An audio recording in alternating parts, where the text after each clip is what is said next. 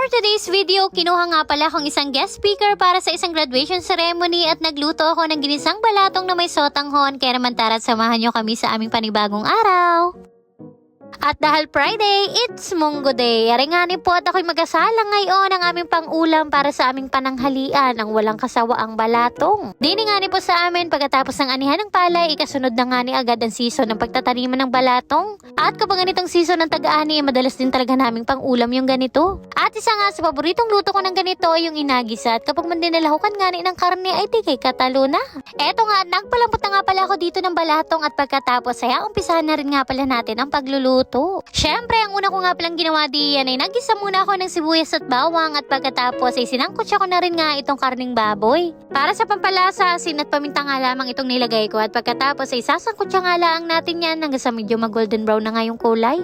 At ayun, bukod sa pulong, kapag ganito ang aming tagbalatong dito sa may amin ay halos araw-araw ganito yung aming ulam. Pero minsan ay iba-iba din lamang naman yung luto. At kaya rin talaga nagatanim nga kami ng ganitong balatong ay pang-imbak nga namin yon sa loob ng isang taon para kapag minsan walang maiulam ay di merong madudukot. At ayan, pagkatapos nga ay naglagay na din ako din ng tubig. Isa din talaga ito sa mga paborito kong ulamin at para nga sa akin ay mas kompleto at mas masarap ang paghigop ng sabaw lalo na nga kapag merong sotanghon. At eto nga palagi yung gamit namin mula pa noon hanggang ngayon, etong Good Life Premium Vermicelli. Gustong gusto ko talaga ito dahil hindi malabsak, mas nakaka-enjoy sa pagkain dahil sa smooth, crystal clear and firm to the bite dahil gawa ito sa premium potato starch. At ayan, para mas masarap at mas masustansya ay naglagay din nga pala ako diyan itong talbos ng kamote. Eto yung mga simpleng lutong bahay na bukod sa masarap ay napakasustansya pa at paniguradong mapaparami na naman nga ang kain namin. At eto na nga po at luto na ang ating ginisang balatong na may sotanghon.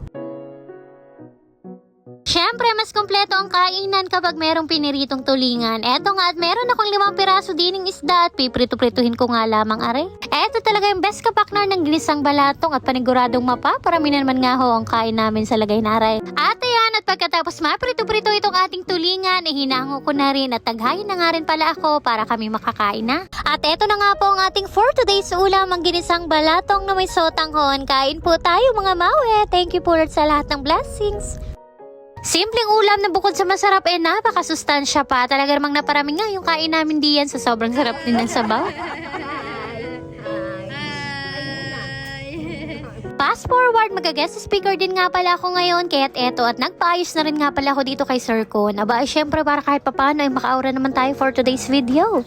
Pagkatapos nga ay bumiyahe na rin kami papunta dito sa Nauhan Municipal High School. Medyo malayo din nga ito sa may amin at mahigit 1 orasin din nga ang inabot bago kami nakarating dini. Pagkarating pangalaang namin dini ay pinapasok na rin nga kami kaagad dito sa may principal office at sinabitan na nga kaagad ako nitong garland para sa guest speaker. Sa mga oras na yan habang papalapit nga ni ang pag-uumpisa ng programa ay talaga namang kinakabaduhan na nga ni ako ng inam. Lalo pa nga nadagdagan yung nervyos ko nung makita ko itong napakaraming bilang ng mga graduate ng K-12. Abay, iniisip ko pa nga lamang ay talaga namang nangangatog na yung tuhod ko. At ayan, pagkatapos nga magmarcha ay nag-umpisa na rin nga itong graduation program. Pero bukod nga sa pulong sa kabila ng nararamdaman ko kaba, ay naroon din talaga yung labis na kagalakan ko sa mga oras na yan. Sabi ko nga parang kailan lang talaga ang panahon, dati-rati isa ako sa mga katulad nilang graduates na punong-puno ng pangarap sa buhay. Ngayon nga talaga namang napakabilis ng panahon at isa na ako sa guest speaker sa mga ganitong pagkakataon. Naalala ko din nga ni bigla, grade 6 pa lamang ako noon, pangarap na pangarap ko na rin talaga maging isang guest speaker. Kaya naman sobrang saya din ang puso ko at kako isa na namang pangarap ko nga po ang natupad. Tunay nga naman na walang imposible talaga sa Diyos. Napakarami din talaga namin pinagdaan ng hirap sa buhay. Sabi ko nga, akala ko nga talaga hindi ako makakagraduate noon ng kolehiyo dahil nga mahirap lamang kami at wala kaming pantusto sa pag-aaral.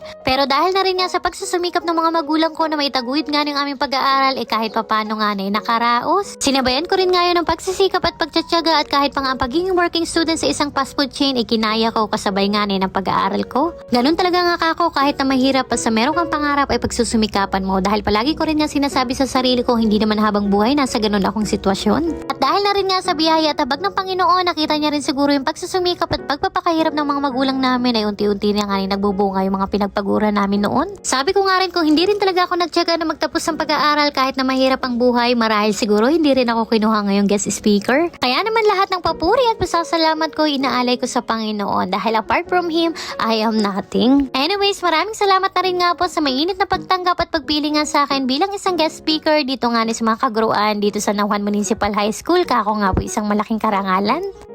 Fast forward nga po ulit, nung nakarang hapon ay napaginda naman nga kami dito sa may kabilang Ibayo Pola at umuwi nga pala itong ibang kamag-anakan itong asawa ko. May kaunting salo-salo nga daw din at ayan, sakto nga lang din yung dating namin at naghahayin pa lamang. Ay kako nga na akala ko ay tapos na at medyo late na rin nga itong dating namin. Abawa yung tipong kahit kakain ko pa nga lamang nung makita ko nga itong mga pagkain ito ay parang bigla nga kaagad ako nagutom at kakoy tingin pa nga lamang ay mukhang masarap. Eto talaga yung mga pagkain napakasarap pagsalu-saluhan, lalo pa nga ni kapag marami kang kasalo, plus meron ka pang napakagandang tanawing dagat. Kahit man din medyo busog-busog pa nga ni ako sa mga oras na yan ay napakain talaga ako at natatakam nga ni ako sa mga pagkaing hayin. Aba ay syempre matik na kapag merong nakahaying Shanghai, eto nga kagad ang ating unang titimusan at talaga namang napakasarap, napakalinamnam, lalo pa nga kapag sinausaw mo dito sa suka.